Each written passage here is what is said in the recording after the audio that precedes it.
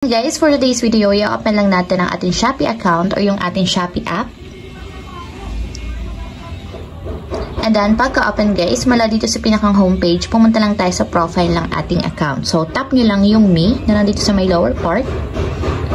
And after nyo guys, dito sa profile ng ating Shopee app, hanapin nyo lang yung inyong My Wallet and itap nyo yung Shopee Pay. So, tap nyo lang.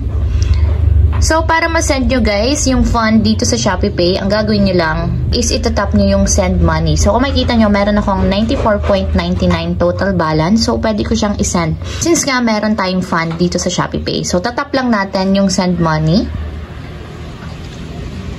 Then, after nyan guys, since nga isasend natin siya sa Maya, itap nyo dito yung other e-wallet. So, ang Maya is e-wallets.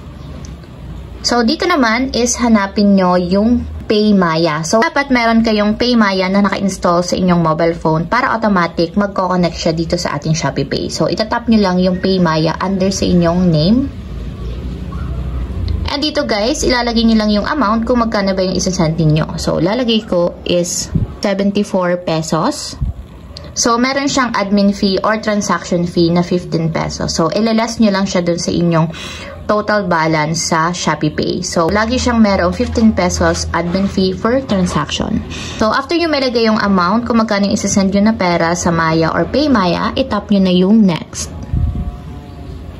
And ito yung ating pinaka-confirm transaction. So, double check nyo yung details guys. Make sure na tama yung pagsasandan nyo ng pera and yung amount kung magkano. So, dapat naka-PayMaya siya under sa inyong account. So, confirm na natin. Tap natin yung send money now. So, for security purposes, enter nyo lang yung PIN ng inyong Shopee Pay or yung inyong fingerprint authentication.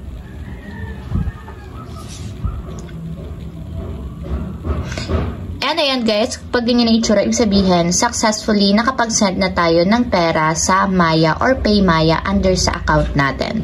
So, ayun lang guys, ganun lang kasimple kung paano nga ba mag-send ng pera sa Shopee Pay papunta sa Maya or PayMaya account.